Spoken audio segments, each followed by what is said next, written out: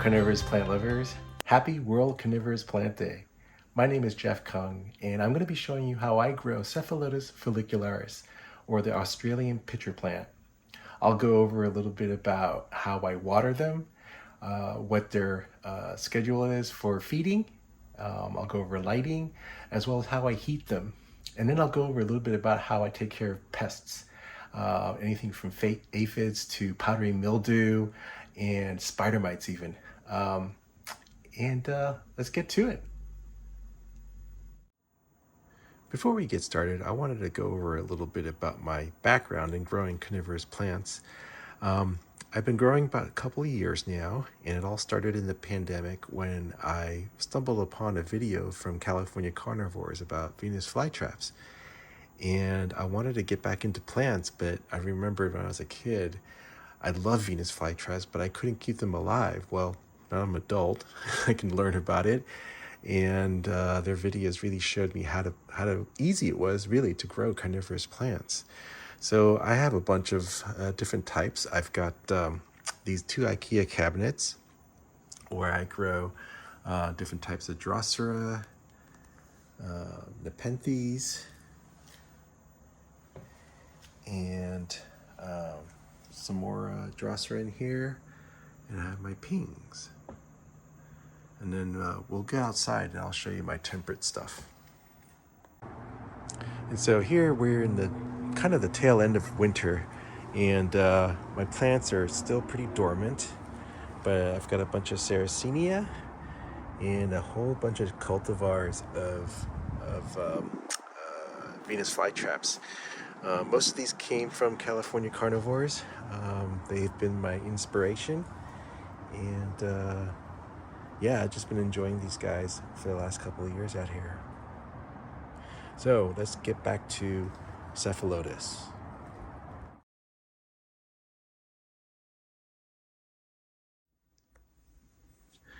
So the heating that I do for the plants, I use a heating mat. You see I have a piece of board underneath here to protect the desk. But I've got this seedling heating mat over here, and it's got its own little temperature regulation on there, and I got it at a setting of 3 out of 5. And that tends to keep the temperature around the mid 70s during the day. On hot days, you can get up to like the upper 80s inside of here, which isn't too bad. But for most days, it stays around the mid 70s. And at night, it dips down to around, about the mid 60s to low 60s. And that seems to do them just fine.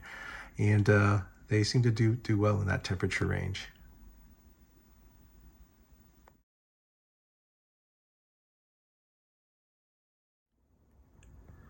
As far as humidity goes, I don't do anything special with the humidity. I leave it basically as is with the ambient room humidity that I have in my house, in my living room. I've seen the humidity drop down as low as 30% and go as high as 65, almost 70%, depending on the weather outside. So I don't really do too much in terms of like increasing the humidity for these guys. They've adapted, and they seem to be doing pretty well with that.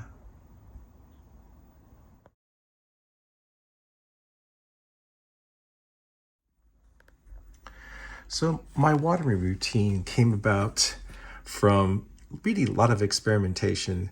The plants that I have will start to wilt a little bit if I don't give them enough water. Their lids will actually close. And so what I do is once I see their lids close, then if I give them water, the lids will open up again. And that's given me kind of an idea about how often I need to water them. And based on my conditions here, the humidity and how fast the pots dry, I found that watering them 3 times a week does the trick. And the way I water these guys is I water them from the bottom. I for these small 2-inch pots, I have these 2-inch trays, and I fill those up about halfway. And so that's all the water I put in there. And by the next day, or even by the end of the day, sometimes that water will get all drawn up. It depends on how dry the pot is. But that's all the water I give it. Mondays, Wednesdays, and Fridays is my schedule. And I let them go dry for 2 days over the weekend. And then I start all over again on Monday. And that seems to keep them pretty happy. Their lids don't droop. But I can tell they're very thirsty after just a day of drying out, because this water often will just disappear by the end of the day, and certainly by the next morning. If for some reason it's extra humid and they're retaining more water in the pots, the next day I'll have like maybe a small amount of water. I'll usually dump that out, and I usually dump it in here in my little terrarium over here. So excess water the next day, I will just dump out. And that's been doing pretty well for all of them. All of these guys came as little tiny 1 or 2 pitcher plants, tiny baby pitchers, like these little baby pitchers down in here. But they have all done very, very well under my conditions here.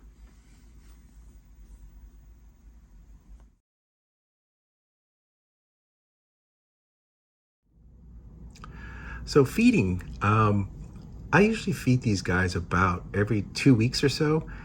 And I use a liquid fertilizer, a 1/4 strength Maxi fertilizer that I mix up in a gallon jug. And the way I give them the fertilizer is through a syringe. This one holds about, I think, 12 milliliters. And what I do is I just squirt it a little bit into each pitcher. Let's see if I can get it to happen here. Yeah, there you go. Yeah, I just do a little squirt. And I don't do every pitcher. I do like, maybe 2, 3, 4 pitchers. For the big one, I'll probably do like 5 or 6 pitchers, maybe 8, depending on how generous I feel in the moment. But that seems to do them just fine. They are exploding under my care. So it's been pretty fun watching them grow and feeding them. Occasionally I'll throw live crickets in there for them, but they're kind of a pain to use. So I just stick with the liquid fertilizer. You can also use Osmocote, but I tend to be kind of careful with those. They can melt some pitchers, especially if you put them into a pitcher that's just recently opened up. I would wait until a pitcher's matured quite a bit and hardened off after a week or 2, and then use an Osmocote. Certainly on larger mature plants like this guy here, you could definitely put an Osmocote in a few pitchers. I've done that a few times, but it's just more convenient with the syringe and the fertilizer.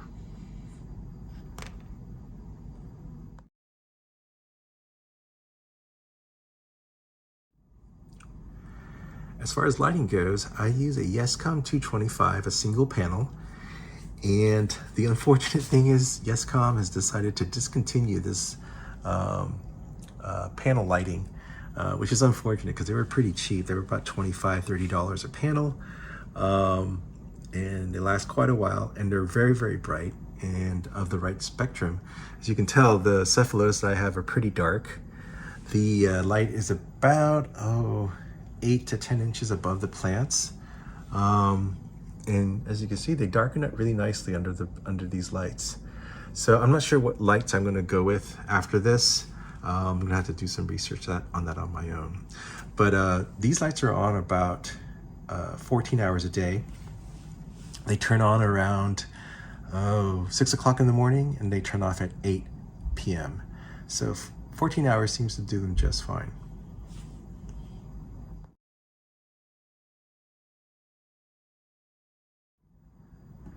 Now, as for pests, oh boy. I've had a couple of issues with aphids. They are so sneaky because, as you can tell, these plants clump together very tightly, and they're super hard to find, these aphids. They tend to kind of congregate around the middle. if there's any normal photosynthetic non-carnivorous leaves, they're pretty easily spottable on those. You can spot those clinging onto flat leaves. But otherwise, they can get really down deep in there and cause all kinds of havoc. They will kill your plants. So the sooner that you spot them and treat them, the better it'll be. What I tend to do is I take a lot of photographs of my plants, do a lot of macro photography. I get up really nice and close, and that helps me catch these guys very, very early. As for powdery mildew, that's also pretty nasty to get. You'll get pictures with this fuzzy white stuff on it. Powdery mildew tends to get into the tissues and spread throughout. And I think you can spread them with water. So if you get if you water overhead, you can spread powdery mildew that way through the water droplets. I do not water overhead. I watered, like I said before, just with the tray method, and let the water soak up for a day or so. So I don't worry too much about spray that way. But again, because of my photography, I can spot them, the powdery mildew, pretty early. And once you do that, I use a sulfur-based spray to treat the powdery mildew. And one treatment usually gets rid of it and clears it up pretty quickly. Literally the next day, it's gone. So that seems to work pretty well for me. When it comes to spider mites, they're actually not too bad to spot because they create a lot of webs. You'll see a network of webbing around an infestation area. Be careful not to have too much wind blowing around. They do get carried off by a breeze, like from a fan, and they use their webbing to kind of move from plant to plant, from space to space. I mean, you need some circulation around your plants. I don't particularly have that much circulation around here. It's just in my living room. So I think it gets plenty of air. They don't seem to be needing extra air movement.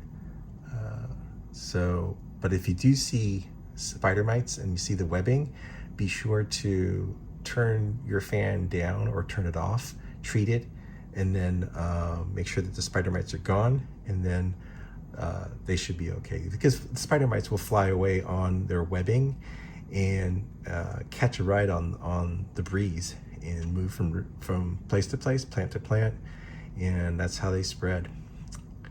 And if you can see closely here, let me zoom in a little bit. This picture had spider mites on it. You can see the damage there. You can see the remnants of the spider webs around there, as opposed to a healthy peristome like this. It's nice and shiny and glistening. So spider mites can do quite a bit of damage, and they're horrible. So the way I treat spider mites is I use a pretty strong pesticide, as a specific miticide that will get rid of these things almost in an instant.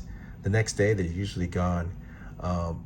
But if I see spider mites, I will follow up a week later with another spraying, just to make sure anything that survives the first spraying doesn't come back to haunt me again.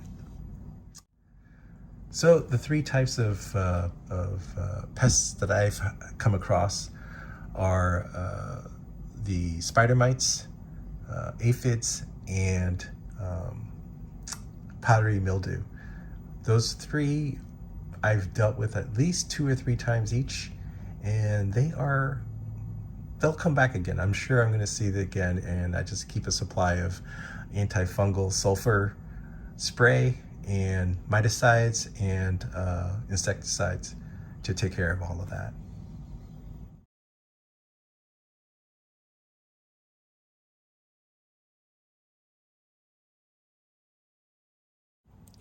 So this is my UC Davis clone. I got this a couple years ago from a grower in North Carolina. His name is Andrew Suey, and he owns Backyard Carnivores. And he was selling a small pot of this guy. And here it is. And now this is what this looks like today.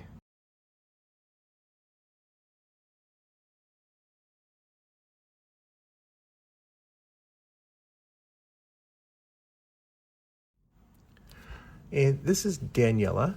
This is a cultivar from California Carnivores. It's named after Daniela Rebeck, who does all of their social media posts in Instagram and TikTok and such. But this is such a beautiful, beautiful cultivar.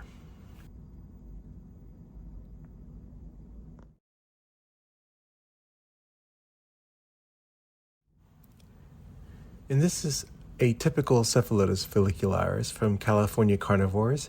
And this is the kind of plant that you would probably find in Southwest Australia, where they come from. And it's just as beautiful as any other cultivar. This one in particular has some beautiful greens and reds.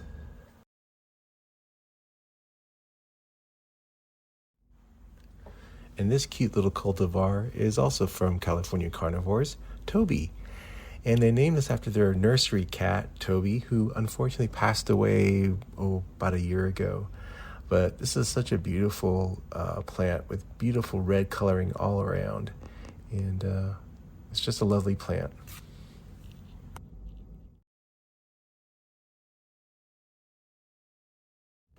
And this is Cephalotus follicularis, Deflora giant. And this one also came from California Carnivores. And this has been such a prolific pitcher. It's got tons and tons of pitchers, lots of young pitchers that are still on there, and lots of new pitchers coming up. This is very, very full, and it's just an amazing plant.